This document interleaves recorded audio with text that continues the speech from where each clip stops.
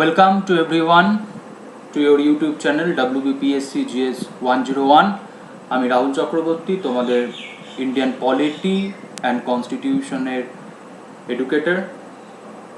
আনএকাডেমি এবং WBPSC GS 101 এই চ্যানেলে আমি ইন্ডিয়ান পলিটি এবং কনস্টিটিউশনের ক্লাস নিয়ে থাকি। এই চ্যানেলে আমি বিশেষভাবে ইন্ডিয়ান পলিটি এম লক্ষ্মীকান্ত বইটা নিয়ে আমি তোমাদের সাথে আলোচনা করছি, যে বইটা তোমাদের কাছে খুবই পরিচিত। কম্পিটিটিভ প্রিপারেশনের ক্ষেত্রে যে বইটা সবাই তোমরা ফলো করো, সবাই এই বইটা পড়ার চেষ্টা করো, কিন্তু একটা বিষয় থেকে যায় যে কিভাবে পড়বো, কতটা পড়তে হবে, কোনটা পড়তে হবে না। তো সেই সমস্যা সমাধানের উপায় হিসাবে WBPSC GS 101 এই চ্যানেলে আমি রাহুল চক্রবর্তী তোমাদের সাথে এই বইটা নিয়েই আলোচনা করছি। ইতিমধ্যেই আমি হিস্টোরিক্যাল ব্যাকগ্রাউন্ডের কোম্পানি রুল আমি তোমাদের সাথে আলোচনা করেছি। স্টার্ট করেছি ক্রাউন রুল, যেখানে ক্রাউন রুলের দুটো আইন তোমাদের সাথে আলোচনা আমি করেছি লাস্ট আমার ভিডিওতে। গভর্নমেন্ট অফ ইন্ডিয়া অ্যাক্ট 1858 আর ইন্ডিয়ান কাউন্সিল অ্যাক্ট 1861। আজকেও আমি তোমাদের সাথে ক্রাউন রুলের দুটো আইন নিয়ে আলোচনা করব। একটা হচ্ছে ইন্ডিয়ান কাউন্সিল অ্যাক্ট 1892 আর একটা হচ্ছে ইন্ডিয়ান কাউন্সিল অ্যাক্ট 1909, যেটা আমাদের কাছে পরিচিত মরলে মিন্টো রিফর্মস নামে। তো আবার সবাইকে ওয়েলকাম অ্যান্ড গুড ইভিনিং। তো এটাই বলবো যে এই চ্যানেল তোমরা সাবস্ক্রাইব করো, শেয়ার করো, লাইক করো, এবং অবশ্যই প্রত্যেকটা ভিডিও দেখার পর তোমাদের কমেন্ট, তোমাদের সাজেশনস তোমরা অবশ্যই করবে। ক্লাস ভালো লাগলে যেরকম বলবে, ক্লাস যদি মনে হয় যে কোথাও পরিবর্তন হলে ভালো হয়, যে কোনো পরিবর্তন, সেটা তোমরা অবশ্যই কমেন্ট সেকশনে করতে পারো। আর অবশ্যই চ্যানেল সাবস্ক্রাইব করো, বন্ধুদের সাথে শেয়ার করো এবং লাইক করো। তো আজকে তোমাদের সাথে যেটা আমি আলোচনা করব, ক্রাউন রুলের দুটো আইন, একটা হচ্ছে ইন্ডিয়ান কাউন্সিল অ্যাক্ট 1892 আর একটা হচ্ছে ইন্ডিয়ান কাউন্সিল অ্যাক্ট 1909। আর যেরকম তোমরা এই চ্যানেলে যেরকম ক্লাস দেখছো, আমরা যারা এডুকেটর রয়েছি, হিস্ট্রি, পলিটি, যারা আমরা এই চ্যানেলে তোমাদের জন্য ভিডিও আপলোড করছি, ক্লাস নিচ্ছি, একই রকমভাবে আমরা আনএকাডেমির যে লার্নিং অ্যাপ, সেটাও আমরা ক্লাস নিয়ে থাকি। সেখানেও আমাদের ক্লাস আছে, স্পেশাল ক্লাস, সাবস্ক্রাইব ক্লাস। তো সাবস্ক্রাইব ক্লাসের ক্ষেত্রে একটা সাবস্ক্রিপশনস রয়েছে, একটা মিনিমাম একটা সাবস্ক্রিপশনস রয়েছে, যে সাবস্ক্রিপশন যদি তোমরা নাও তবে এই সাবস্ক্রাইব ক্লাসগুলো তোমরা দেখতে পাবে। সাবস্ক্রাইব ক্লাসের বিশেষ কিছু বৈশিষ্ট্য রয়েছে, যার মধ্যে রয়েছে একদম অর্ডারলি ম্যানারে হচ্ছে তোমার class, exam oriented class, exam oriented course, batch, practice session, doubt clearing, test series, quiz, যে জায়গাগুলো একটা স্টুডেন্টকে এটা বুঝতে সাহায্য করে যে সে এখন কোন জায়গায় রয়েছে, তার প্রিপারেশনটা কোন জায়গায় রয়েছে। কারণ শুধুমাত্র পড়াটা নয়, তোমার পড়াটা কতটা তোমার ঠিকঠাক হচ্ছে সেটা বোঝার জন্য যেটা দরকার সেটা হচ্ছে হিউজ প্র্যাকটিস।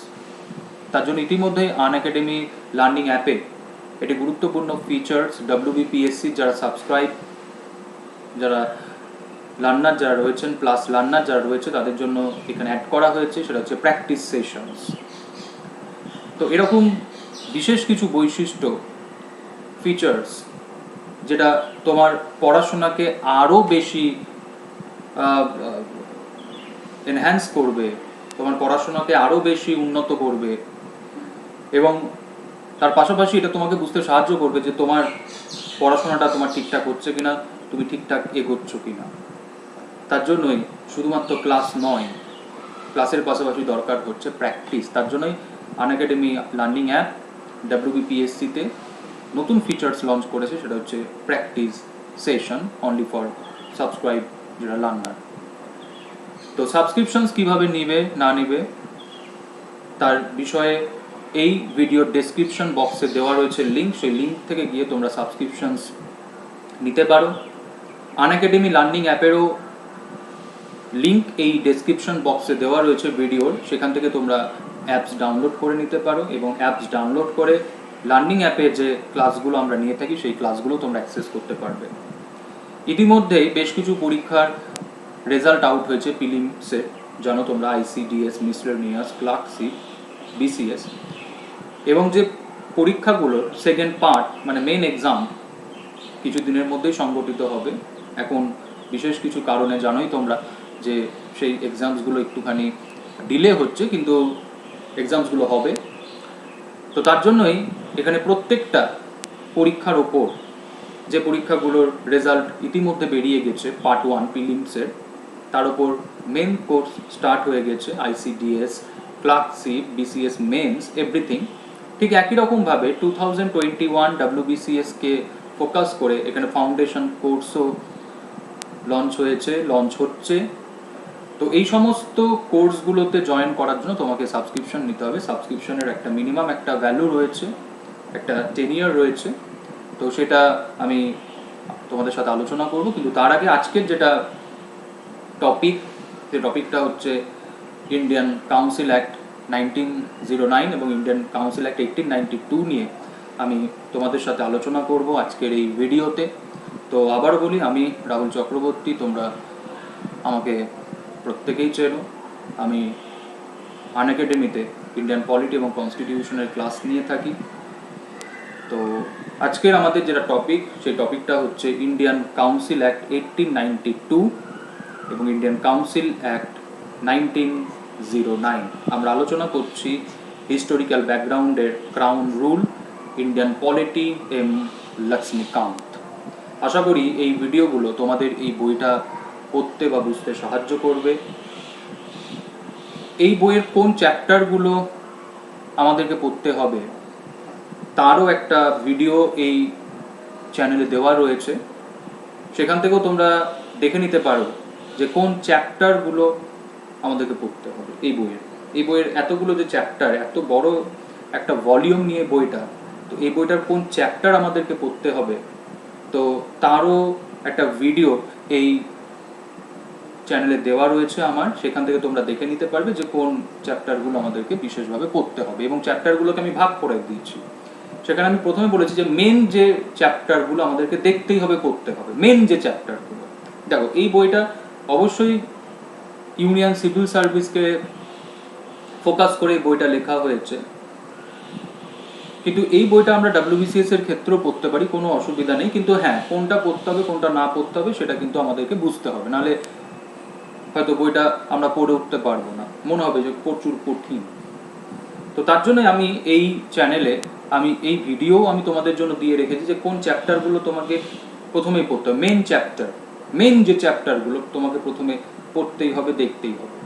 তো আমি ওই সিলেবাসটাই বা ওই যে ব্রেকআপটা, আমি ওই ব্রেকআপটাই কিন্তু ফলো করছি। তাই তোমাদের যদি মনে হয় যে এই চ্যানেলে কিভাবে আলোচনা হবে এই বইটা, সেটা যদি তোমরা না বুঝতে পারো যে আমি কিভাবে আলোচনা করব এই বইটা তোমাদের সাথে, তো তার জন্য দেখবে ওই আমি একটা ভিডিও আপলোড করা আছে এই চ্যানেলেই, সেটা হচ্ছে যে চ্যাপ্টারগুলো আমাদেরকে অতি অবশ্যই পড়তে হবে। এবং প্রথমে আমরা মেন যে চ্যাপ্টারগুলো আলোচনা করব সেগুলোই দেখবে আমার বলা আছে। এবং সেই মেন চ্যাপ্টারের মধ্যে প্রথম আমি যেটা আলোচনা করছি তোমাদের সাথে সেটা হচ্ছে হিস্টোরিক্যাল ব্যাকগ্রাউন্ড।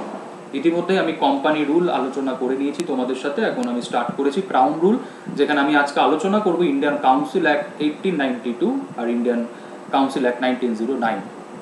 ওকে, তো প্রথমে যেটা আলোচনা করব তোমাদের সাথে সেটা হচ্ছে Indian Council act 1892, Indian Council act 1892। তো এই আইনের যে বৈশিষ্ট্যগুলো বা এই আইনে আমাদের ভারতবর্ষের প্রশাসনে যে পরিবর্তনগুলো হয়েছিল, যে পরিবর্তনগুলো আনার জন্য এই আইনটা হয়েছিল, তো সেইগুলো নিয়ে আমরা আলোচনা করব। তিনটে পয়েন্ট রয়েছে, তিনটে মেন ফিচার্স এই আইন থেকে আমাদেরকে জেনে রাখতে হবে।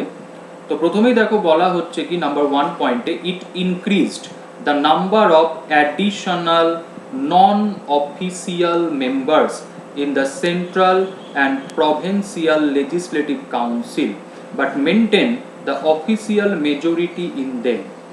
তো একটুখানি মনে করার চেষ্টা করো, আমরা ক্রাউন রুলের যখন আলোচনা করেছিলাম সেখানে 1861 ইন্ডিয়ান কাউন্সিল অ্যাক্ট 1861, যেখানে কিন্তু আমরা প্রথম পড়েছিলাম যে কি বলো, যেখানে ওই তোমার সেন্ট্রাল লেজিসলেটিভ কাউন্সিলে কি করা হচ্ছে, নন অফিসিয়াল মেম্বার বলা হচ্ছে কি যে ভাইসরয় নমিনেট করবে, নন অফিসিয়াল মেম্বার ভাইসরয় কি করবে, নমিনেট করবে। এবং দেখবে ওই 1861 ইন্ডিয়ান কাউন্সিল অ্যাক্ট, যেখানে আমরা কি দেখলাম যে ডিসেন্ট্রালাইজেশন হচ্ছে, বোম্বে এবং মাদ্রাস প্রেসিডেন্সির হাতে কি করা হচ্ছে, লেজিসলেটিভ পাওয়ার দেওয়া হচ্ছে। এবং আমরা ওইখানে এটাও দেখেছিলাম যে তিনটে হচ্ছে তোমার Province, Bengal, north West frontier এবং পাঞ্জাব, যেখানে বলা হচ্ছে কি যে তোমার প্রভিন্সিয়াল লেজিসলেটিভ কাউন্সিল এস্টাবলিশড হয়, যেখানে বেঙ্গলে এস্টাবলিশড হচ্ছে 1862-তে। তাহলে এইখানে বলা হচ্ছে কি যে এই যে লেজিসলেটিভ কাউন্সিল মানে হচ্ছে কি যে law making body, legislative council মানে হচ্ছে ল মেকিং বডি। তো সেটা সেন্ট্রালেও রয়েছে, প্রভিন্সেও রয়েছে, এবং যেখানে নন অফিসিয়াল মেম্বার মানে সোজা কথায় যারা ব্রিটিশ গভর্নমেন্টের সিভিল বা মিলিটারি পোস্টে নেই, যারা ব্রিটিশ গভর্নমেন্টের সিভিল এবং মিলিটারি পোস্টে নেই, মানে কি ব্রিটিশ মানে গভর্নমেন্টের কি বলো যারা প্রতিনিধি নয়, সোজা কথা, civil military whatever, civil পোস্টেও হতে পারে, মিলিটারি পোস্টেও হতে পারে। তো এরকম নন অফিসিয়াল মেম্বারশিপ কি করা হচ্ছে, ইনক্রিজড করা হচ্ছে। কিন্তু বলা হচ্ছে যে অফিসিয়াল মেজরিটিটাকে কিন্তু কি করা হচ্ছে না বলো, রিডিউস করা হচ্ছে না, অফিসিয়াল মেজরিটিটা মেনটেন থাকছে। অফিসিয়াল মেজরিটি মানে কি, অফিসিয়াল মেম্বার মানে কি যারা হচ্ছে ব্রিটিশ সরকারের হচ্ছে প্রতিনিধি, সিভিল মিলিটারি হোয়াট এভার, ঠিক আছে। তাহলে 1892 ইন্ডিয়ান কাউন্সিল অ্যাক্ট, যে কাউন্সিল অ্যাক্টে কি করা হচ্ছে, নন অফিসিয়াল যে মেজরিটি সেটাকে নন অফিসিয়াল মেম্বারদের কি করা হচ্ছে, নাম্বারটাকে ইনক্রিজ করা হচ্ছে, সেটা সেন্ট্রালেও করা হচ্ছে এবং প্রভিন্সেও করা হচ্ছে।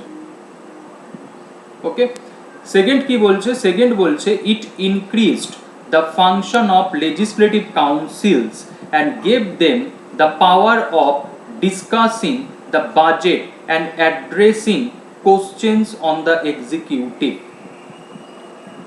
তাহলে দেখো লেজিসলেটিভ কাউন্সিলের ক্ষমতা ছিল না, এখান থেকে আমরা এটাই বলতে পারি যে লেজিসলেটিভ কাউন্সিলের ক্ষমতা ছিল না যে বাজেটের ওপর কি বলো ডিসকাস করার। বাজেটকে প্রিপেয়ার করছে সোজা কথাই এক্সিকিউটিভ, তাই তো, বাজেট প্রিপেয়ার করছে কি এক্সিকিউটিভ, তাই না। তাহলে স্বাভাবিকভাবে বলছে এই বাজেটের ওপর লেজিসলেটিভ কাউন্সিলের কি ছিল না বলো, কোনো রকম ওই ডিসকাশনের ক্ষমতা ছিল না। যেরকম আমি একটা এক্সাম্পল দিই, সেই এক্সাম্পলটা দেখো তোমাদের বুঝতে সাহায্য করবে ব্যাপারটা। এটা ধরো আমাদের বাজেট, এই যে এখন বর্তমানে বাজেট কে তৈরি করে, সোজা কথায় যদি খুব সহজ অ্যান্সার দিই যে বাজেট প্রিপেয়ার করে সরকার এই বাজেটটা প্রিপেয়ার করে কি করে, পার্লামেন্টে পেশ করে। তাহলে পার্লামেন্টে সরকার বাজেট পেশ করে এবং সরকারকে কি করতে হয়, পার্লামেন্টে বাজেট অ্যাপ্রুভ করাতে হয়।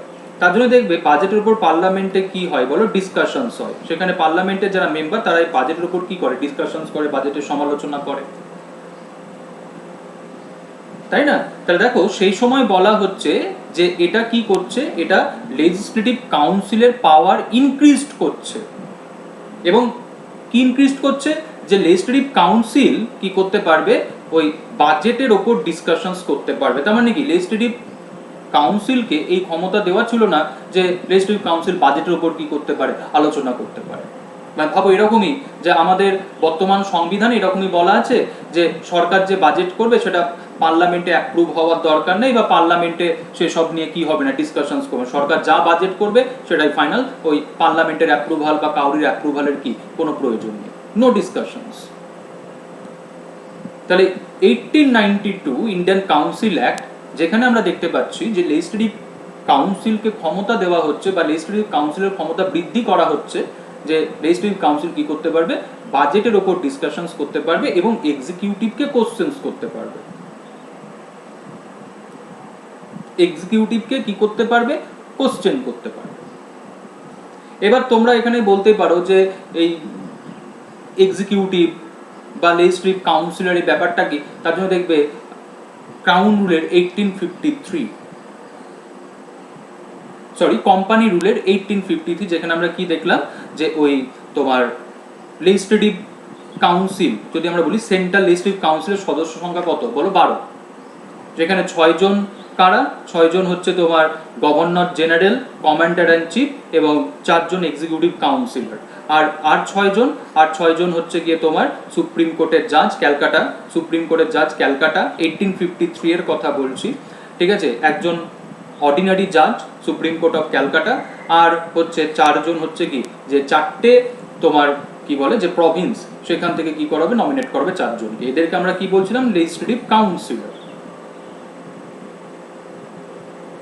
এবং এরা লেজিসলেটিভ কাউন্সিলের মিটিং, মানে এরা কাউন্সিলের মিটিংয়ে তখনই পার্টিসিপেট করবে যখন কাউন্সিল কি করবে? ল মেকিং ফাংশন করবে। আর এই 6 জন হচ্ছে যে কোনো অকেশন। তার মানে আমরা কি বলি? আমরা বলি না যে governor general and his council, viceroy executive council, that is the executive, ঠিক আছে।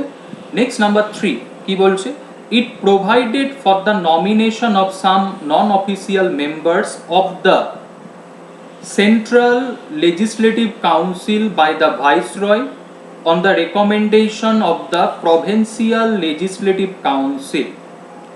সেন্ট্রাল লেজিসলেটিভ কাউন্সিলের কিছু নন অফিসিয়াল মেম্বারকে কি করা হবে? নমিনেট করা হবে। নমিনেটটা করবে কে? ভাইসরয়। কার রেকমেন্ডেশনে? বলছে প্রভিন্সিয়াল লেজিসলেটিভ কাউন্সিলের রেকমেন্ডেশন এবং বেঙ্গল চেম্বার অফ কমার্সের রেকমেন্ডেশন। তাহলে সেন্ট্রাল লেজিসলেটিভ কাউন্সিলের কিছু নন অফিসিয়াল মেম্বারকে ভাইসরয় কি করবে? নমিনেট করবে। কাদের রেকমেন্ডেশনে? প্রভিন্সিয়াল লেজিসলেটিভ কাউন্সিল, মানে বেঙ্গল, বোম্বে, মাদ্রাস, ঠিক আছে, এইসব প্রভিন্সিয়াল লেজিসলেটিভ কাউন্সিলের রেকমেন্ডেশনে ভাইসরয় সেন্ট্রাল লেজিসলেটিভ কাউন্সিলের কিছু নন অফিসিয়াল মেম্বারকে নমিনেট করবে। এবং কি বলছে? Provincial legislative council's by the governor on the recommendation of district board, municipalities, university, trade association, jamindars and chambers. Provincial legislative council, সেখানেও তো নন অফিসিয়াল মেম্বার থাকছে। তাহলে বলছে প্রভিন্সিয়াল লেজিসলেটিভ কাউন্সিলের কিছু নন অফিসিয়াল মেম্বারকে প্রভিন্সিয়াল লেজিসলেটিভ কাউন্সিল, প্রভিন্সিয়াল মানে কি? প্রদেশ। তাহলে প্রদেশের যে বলতে পারো আইন পরিষদ, প্রদেশের যে আইন পরিষদ, সেখানেও কিছু নন অফিসিয়াল মেম্বারকে নমিনেট করবে প্রভিন্সের গভর্নর। কার রেকমেন্ডেশনে? District board, municipality, universities, trade association, zamindars, chambers, মানে লোকাল বডিজ বলতে পারো। তাহলে ব্যাপারটা কি দেখো? ব্যাপারটা হচ্ছে এটাই যে প্রভিন্সিয়াল লেজিসলেটিভ কাউন্সিলে কিছু নন অফিসিয়াল মেম্বারকে নন অফিসিয়াল মেম্বারকে নমিনেট করছে ভাইসরয়, গভর্নর। কার রেকমেন্ডেশনে? রেকমেন্ডেশন হচ্ছে district board, municipality, university, state association, এদের রেকমেন্ডেশন। আর প্রভিন্সিয়াল লেজিসলেটিভ কাউন্সিলের যারা মেম্বার, প্রভিন্সিয়াল লেজিসলেটিভ কাউন্সিলের যারা মেম্বার, তারা রেকমেন্ড করছে কি? ভাইসরয়কে ওই সেন্ট্রাল লেজিসলেটিভ কাউন্সিলে কিছু নন অফিসিয়াল মেম্বারকে নমিনেট করার ক্ষেত্রে। তাহলে যদি আমি বিষয়টাকে এইভাবে বলি, যে আমি এটাকে শর্ট ফর্মে বললাম, ধরো লোকাল বডিজ, দেখো এখানে বলছে না ডিস্ট্রিক্ট বোর্ড, মিউনিসিপ্যালিটিস, তো ওটাকে আমি লোকাল বডিজ বললাম। তো লোকাল বডিজ কি করছে? রেকমেন্ড করছে কাকে? লোকাল বডিজ রেকমেন্ড করছে গভর্নরকে প্রভিন্সিয়াল লেজিসলেটিভ কাউন্সিলের কিছু নন অফিসিয়াল মেম্বারকে নমিনেট করার ক্ষেত্রে। আর প্রভিন্সিয়াল লেজিসলেটিভ কাউন্সিল রেকমেন্ড করছে ভাইসরয়কে সেন্ট্রাল লেজিসলেটিভ কাউন্সিলের কিছু নন অফিসিয়াল মেম্বারকে কি বলো? নমিনেট করার ক্ষেত্রে, ঠিক আছে। এইখানে এবার দেখো একটা ইনফরমেশন দেওয়া হচ্ছে, সেই ইনফরমেশনটা কি? The Act made a limited and indirect provision for the use of elections in filling up some of the non-official seat both in central and provincial legislative council. The word election was, however, not used in this Act The process was described as nomination made on recommendation of certain bodies. তাহলে ভারতবর্ষে যদি আমরা বলি প্রথম indirect ইলেকশনের provisions হচ্ছে Indian Council act 1892। ভারতবর্ষে প্রথম ইলেকশন এই কনসেপ্টটা, হ্যাঁ সেটা ডিরেক্ট নয় ইনডিরেক্ট, এই কনসেপ্টটা কিন্তু আমরা পাচ্ছি ইন্ডিয়ান কাউন্সিল অ্যাক্ট 1892। হ্যাঁ, ইলেকশন শব্দের উল্লেখ এই আইনে নেই, কিন্তু কেন আমরা বলছি যে concept of election, concept of indirect election? কারণটা হচ্ছে ওই যে এখানে বললাম যে লোকাল বডিজ রেকমেন্ড করছে গভর্নরকে প্রভিন্সিয়াল লেজিসলেটিভ কাউন্সিলে কিছু নন অফিসিয়াল মেম্বারকে নমিনেট করার ক্ষেত্রে, আবার একই রকমভাবে প্রভিন্সিয়াল লেজিসলেটিভ কাউন্সিল রেকমেন্ড করছে ভাইসরয়কে সেন্ট্রাল লেজিসলেটিভ কাউন্সিলে কিছু নন অফিসিয়াল মেম্বারকে কি বলো রেকমেন্ড নমিনেট করার ক্ষেত্রে। তাহলে এই যে আমরা দেখতে পাচ্ছি যে nominations made on the recommendation of certain bodies, যেখানে বলা হচ্ছে যে ভাইসরয়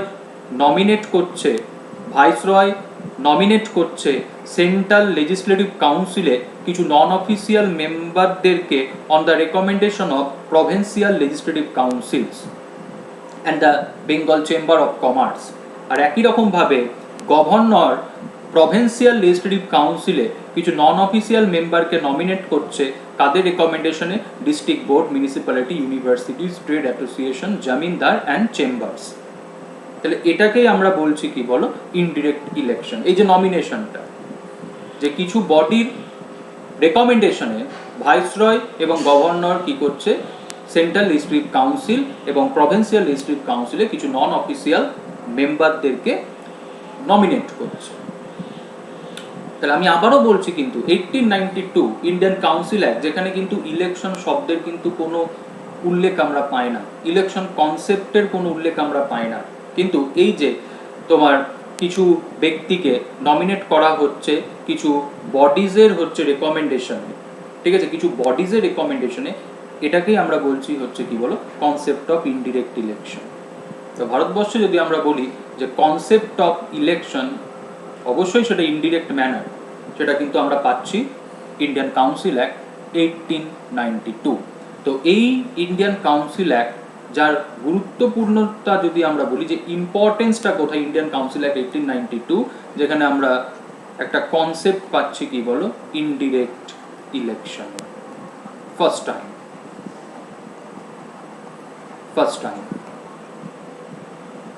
ঠিক আছে।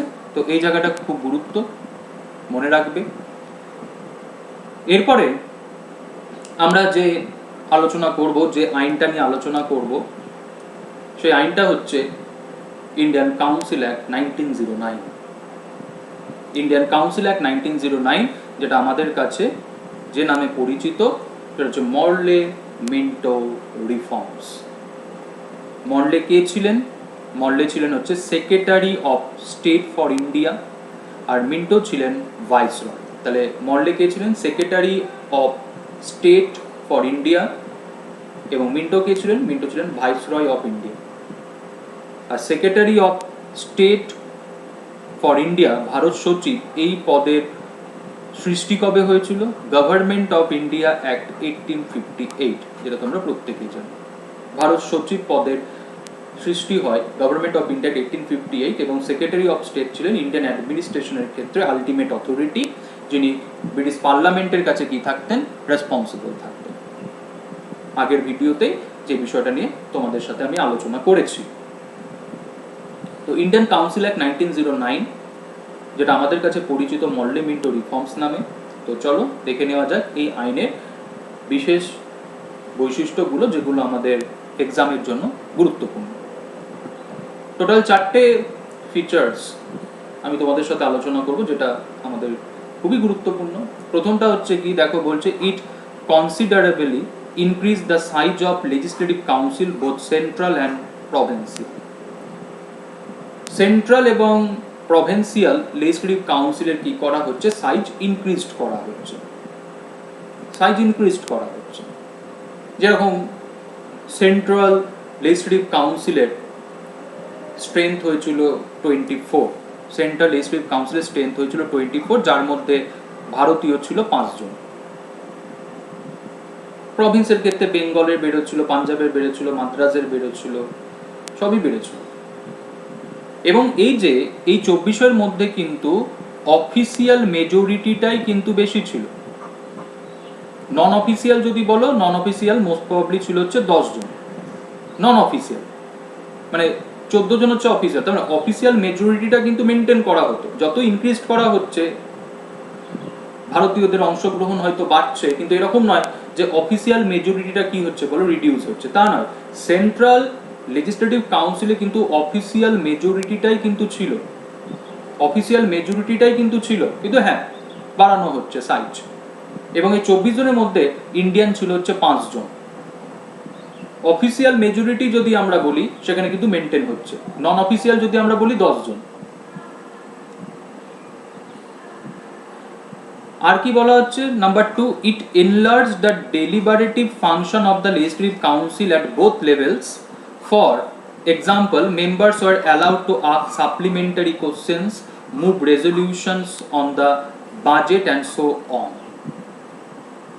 লেজিসলেটিভ কাউন্সিলের ডেলিবারেটিভ ফাংশনস কি করা হচ্ছে, ইনক্রিজ করা হচ্ছে। তো আমরা তো দেখলামই 1892 ইন্ডিয়ান কাউন্সিল অ্যাক্ট, যেখানে লেজিসলেটিভ কাউন্সিলকে ক্ষমতা দেওয়া হলো যে বাজেটের ওপর কি বলো ডিসকাশন এবং এক্সিকিউটিভকে প্রশ্ন করার। এখানে কি করা হচ্ছে যে সাপ্লিমেন্টারি কোশ্চেনও কি করতে পারবে, কাউন্সিল করতে পারবে। যেরকম দেখবে আমরা বলি না যে ওই আমাদের পার্লামেন্টের প্রসিডিং এর ক্ষেত্রে কোশ্চেন্স আওয়ার, যেখানে 3 রকমের প্রশ্ন হয়, স্টারেড, আনস্টারেড এবং শর্ট নোটিস কোশ্চেন্স। এবং স্টারেড কোশ্চেন যেখানে ওরাল অ্যান্সার দেওয়া হয়, এবং স্টারেড কোশ্চেনের ক্ষেত্রে কি করা হয় বলো সাপ্লিমেন্টারি কোশ্চেন্স হচ্ছে অ্যালাউ করা হয়।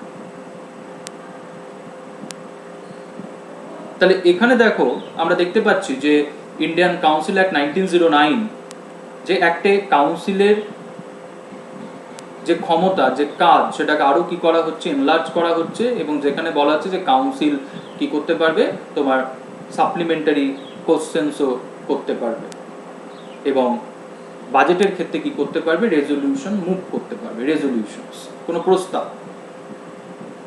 আগেরটাই আমরা কি দেখলাম, ডিসকাশনস করতে পারবে, এখানে কি বলছে যে বাজেটের উপর রেজলিউশনও মুভ করতে পারবে। তাহলে আস্তে আস্তে কি হচ্ছে, লেজিসলেটিভ কাউন্সিলকে একটা তোমার বলতে পারো একটা প্রোডাক্টিভ ইনস্টিটিউশনে কি করা হচ্ছে বলো কনভার্ট করা হচ্ছে, স্ট্রেংথ বাড়ানো হচ্ছে এবং তার ফাংশনও কি করা হচ্ছে, এনলার্জ করা হচ্ছে। নাম্বার 3 কি বলছে, নাম্বার 3 বলছে it provided for the first time for the association of Indians with the Executive Council, Viceroy Executive Council and Governor. Satyendra Prasad Sinha became the first Indian to join Viceroy Executive Council. He was appointed as a law member. Viceroy Executive Council 1858 যদি আমরা বলি, Viceroy Executive Council কতজন ছিল, 4 জন, তাই তো 4 জন 1850। তারপর তো 1861-এ আমরা এখানে দেখলাম 5 জন হলো, তারপরে তো 6 জন হয়েছিল 1874 ওরকম সময়। এবং যে 6 জনের মধ্যে কি করা হতো, দপ্তর বন্টন করা হতো।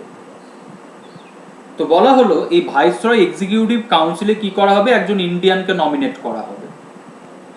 It provided for the association of Indians with the Executive Council of the Viceroy and Governors, মানে Viceroy Executive Council and Governor Executive Council। Governor মানে প্রভিন্সের, মানে প্রভিন্সের গভর্নরের যে কাউন্সিল, সেখানেও কি করা হবে, ভারতীয়কে নমিনেট করা হবে।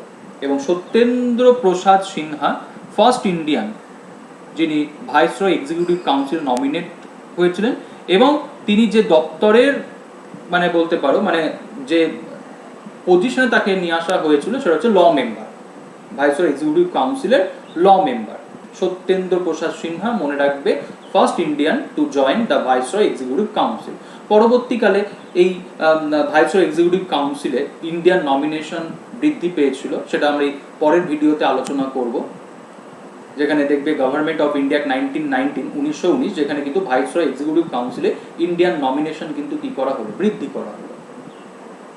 তো 1909 ইন্ডিয়ান কাউন্সিল অ্যাক্ট, যেখানে বলা হচ্ছে কি যে ভাইসরয় এক্সিকিউটিভ কাউন্সিলে, ভাইসরয়ের এক্সিকিউটিভ কাউন্সিলে কি করা হবে, ভাইসরয় এক্সিকিউটিভ কাউন্সিল এবং গভর্নর এক্সিকিউটিভ কাউন্সিলে ইন্ডিয়ান নমিনেট করা হবে, যেখানে আমরা প্রথম দেখতে পাচ্ছি ভাইসরয় এক্সিকিউটিভ কাউন্সিলের ফার্স্ট ইন্ডিয়ান মেম্বার এটা হচ্ছে Satyendra Prasad Sinha. Number 4, it introduced a system of communal representation, সাম্প্রদায়িক প্রতিনিধিত্ব for Muslim by accepting the concept of separate electorate. Under this, the Muslim members were to be elected only by Muslim voters. Thus, the act legalized communalism, and Lord Minto came to be known as father of communal electorate. Communal representations for Muslim introduced হচ্ছে, সাম্প্রদায়িক প্রতিনিধিত্ব, এবং যেখানে কি accept করা হচ্ছে, separate ইলেক্টরেট। Separate ইলেক্টরেট মানে কি, দেখো বলেই দিচ্ছে যে ওই একজন মুসলিম মেম্বার মুসলিম ভোটেই কি হবে, ইলেক্টেড হবে। এবার তোমরা বলতে পারো তাহলে স্যার এই সময় কি ডিরেক্ট ইলেকশন স্টার্ট হয়ে গেছিল? না, ওই যে একটু আগে আমরা পড়লাম যে প্রভিন্সিয়াল লিজিসলেটিভ কাউন্সিলে গভর্নর কিছু নন অফিসিয়াল মেম্বারকে নমিনেট করছে, কাদের রেকমেন্ডেশনে, ওই local bodies, university, trade associations. তো বলা হলো যে ওইখানে কি করা হবে, ওই মুসলিম কমিউনিটি থেকেও কি করা হবে, কিছু জনকে নমিনেট করা হবে।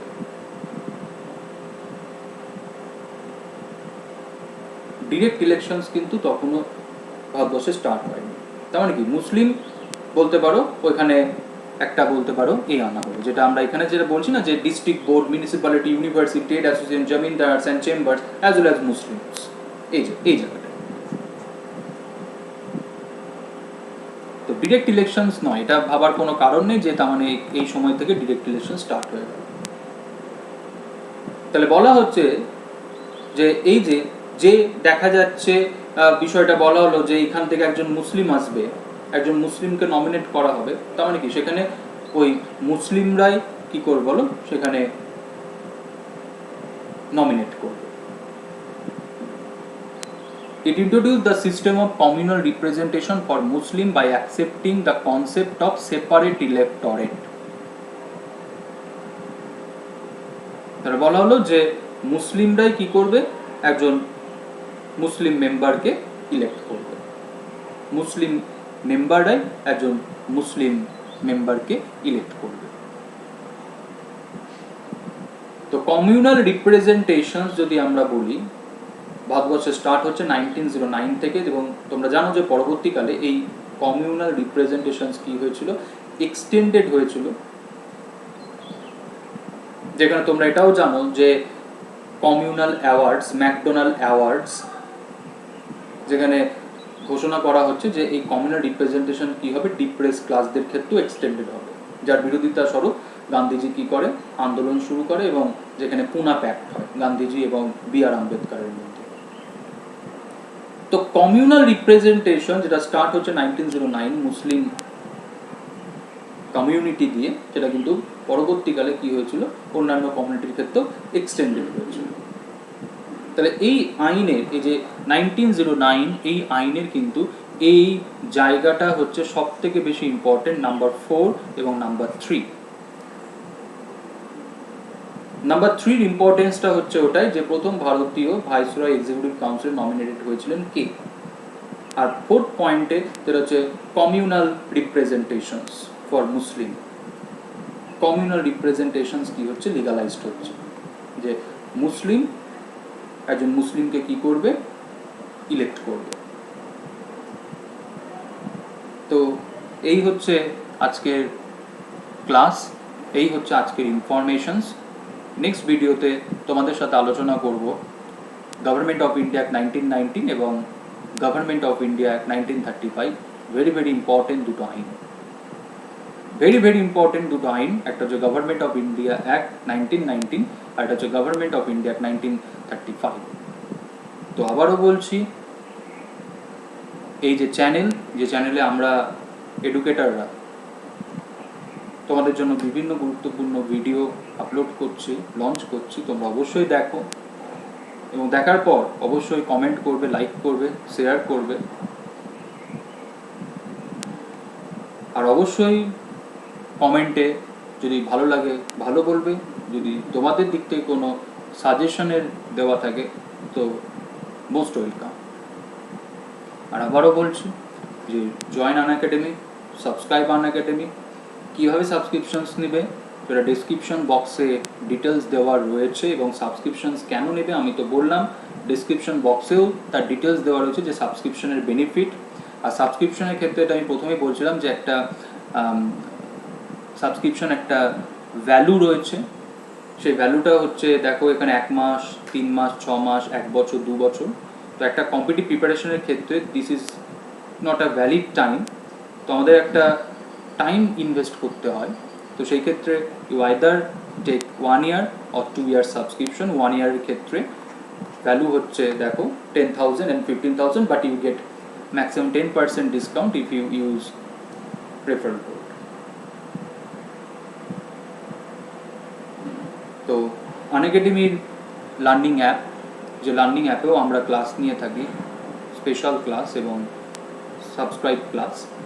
তো সাবস্ক্রাইব ক্লাসের ক্ষেত্রে তোমাদের এই সাবস্ক্রিপশনটা তোমাদের নিতে হবে, এবং সাবস্ক্রিপশন কীভাবে নেবে, কী ওয়েতে নেবে, লিঙ্ক দেওয়া রয়েছে এই ডেসক্রিপশন বক্সে ভিডিও, সেখান থেকে তোমরা ইজিলি সাবস্ক্রিপশনস তোমরা নিতে পারো। অ্যাপসের লিঙ্কও এখানে দেওয়া রয়েছে, সেখান থেকে অ্যাপস ডাউনলোড করে নিতে পারো। অ্যাপস ডাউনলোড করে লার্নিং অ্যাপের যে ক্লাসগুলো সেগুলো তোমরা অ্যাক্সেস করতে পারবে। আর আবারও এই যে চ্যানেল WBPSC GS 101, এই চ্যানেল তোমরা সাবস্ক্রাইব করো, লাইক করো এবং শেয়ার করো। তো সবাই ভালো থাকো, সুস্থ থাকো। পরের ভিডিওতে তোমাদের সাথে আবার দেখা হচ্ছে। পরের ভিডিওতে তোমাদের সাথে আলোচনা করব গভর্নমেন্ট অফ ইন্ডিয়া অ্যাক্ট 1919 এবং গভর্নমেন্ট অফ ইন্ডিয়া অ্যাক্ট 1935। দুটো কিন্তু খুব গুরুত্বপূর্ণ আইন, যেখান থেকে পরীক্ষায় প্রচুর প্রশ্ন এসে থাকে, এবং এই দুটো আইন নিয়ে আমাদের প্রচুর কিন্তু কি আছে, আমাদের প্রশ্ন আছে। তো আমি সেই জায়গাগুলো নিয়ে আলোচনা করব নেক্সট ভিডিওতে তোমাদের সাথে, এই দুটো আইন নিয়ে। তো ততক্ষণ পর্যন্ত সবাই ভালো থাকো, সুস্থ থাকো। পরের ভিডিওতে তোমাদের সাথে আবার দেখা হচ্ছে। Thank you and by.